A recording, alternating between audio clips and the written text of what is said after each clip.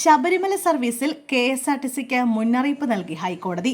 ശബരിമല തീർത്ഥാടനവുമായി ബന്ധപ്പെട്ട് KSRTCക്ക് മുന്നറിയിപ്പുമായി ഹൈക്കോടതി. ഫിറ്റ്നസ് സർട്ടിഫിക്കറ്റ് ഇല്ലാത്ത ഒരു ബസ് പോലും ഉപയോഗിക്കരുത്. ഒരു തീർത്ഥാടകനെ പോലും നിർത്തിക്കൊണ്ടുപോകാൻ പാടില്ല. അത് ശ്രദ്ധയിൽപ്പെട്ടാൽ നടപടിയെടുക്കുമെന്നും ഹൈക്കോടതി മുന്നറിയിപ്പ് നൽകി. മുമ്പ് തീർത്ഥാടന കാലത്ത് ഫിറ്റ്നസ് ഇല്ലാതെ ബസ്സുകൾ നിരത്തിലിറക്കിയതും കുട്ടികളെ അടക്കം നിർത്തിക്കൊണ്ടുപോയതും വിവാദമായിരുന്നു. പിന്നാലെയാണ് ഇപ്പോഴത്തെ കോടതി നിർദ്ദേശം. മണ്ഡല മകരവിളക്ക് തീർത്ഥാടനത്തിനായി ശബരിമല നട നാളെ തുറക്കാനിരിക്കെ ദേവസ്വം ബെഞ്ചിന്റെ വാക്കാലുള്ള നിർദ്ദേശം. 1000-ഓളം ബസ്സുകളാണ് ശബരിമല തീർത്ഥാടനത്തിനായി KSRTC സർവീസ് നടത്തുന്നത്.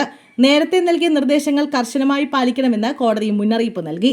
ഹൈക്കോടതിയുടെ നിർദ്ദേശങ്ങൾ KSRTC പാലിക്കുന്നുണ്ടെന്ന് ഗതാഗത വകുപ്പ് കമ്മീഷണർ ഉറപ്പാക്കണം.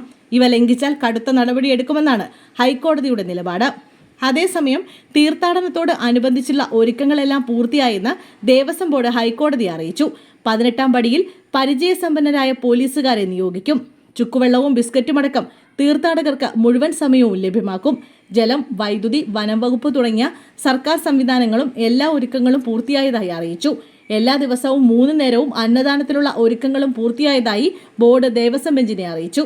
അതേസമയം നാളെ വൈകിട്ട് ശബരിമല നട തുറക്കാനിരിക്കെ ആദ്യ ആഴ്ചത്തെ വെർച്വൽ ബുക്കിംഗ് പൂർത്തിയായി. 80,000 പേർക്ക് ഒരു ദിവസം ദർശനം എന്നതാണ് കണക്ക്. നട തുറക്കും മുമ്പേ ഓൺലൈൻ ബുക്കിംഗ് നിറഞ്ഞു.